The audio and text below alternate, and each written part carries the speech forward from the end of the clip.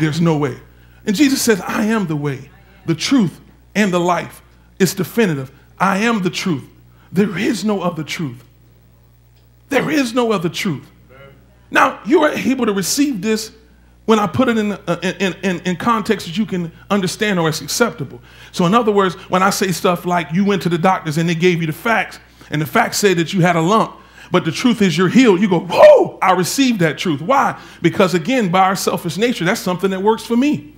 But when you have to give up something for the truth, not when you receive it, but when you have to give up something for the truth, that's when the struggle begins. Because we don't want to give up anything that we love. We don't want to give up anything. But see, you got to understand this. You can't love the world.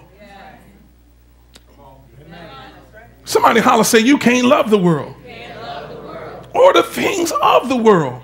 Man, when you love the world, the love of the Father is not in you. When God calls you to give up something, you got to be so committed to him that it doesn't take anything for you to say, oh, I'm done with it.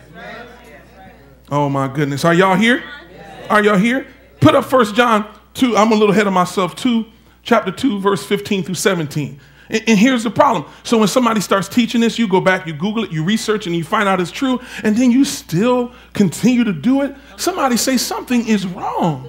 Man, when you have the spirit of truth in you, some of y'all, you didn't even have to research it. When you have the spirit of truth in you, there's a conviction that falls on you. Say, you know what? I knew something wasn't right about it. I didn't quite understand it, but I've always been uncomfortable with it. Anybody here, once you found out what the lie was, you knew you was uncomfortable, but it just said, okay, now I know. Am I talking to the right people? And some of y'all, that's why you struggle giving up your idols. Your celebrities. In this society, in order for you to ascend to certain levels, you have to be committed to opening up your heart to certain devils. Okay. And it doesn't have to be as satanic as you think it is. Like, you know, sometimes, just on your job, if you want promotion, you got to be careful that they don't make you compromise so much to you, forget your spouse. Come on, work overtime. Don't worry, she'll understand. It's going to make you better in the future. You know what I'm saying? But why? You got to be careful, because when the world is teaching you how to succeed, they're teaching from a perspective where their God is money.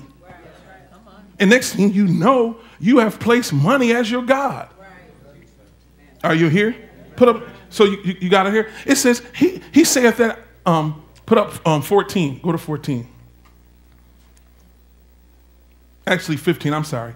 15 to 17. Somebody say, you got to know the truth. Jesus is the truth. It says, love not the world, neither the things that are in the world. If any man love the world, the love of the Father is not what? In him.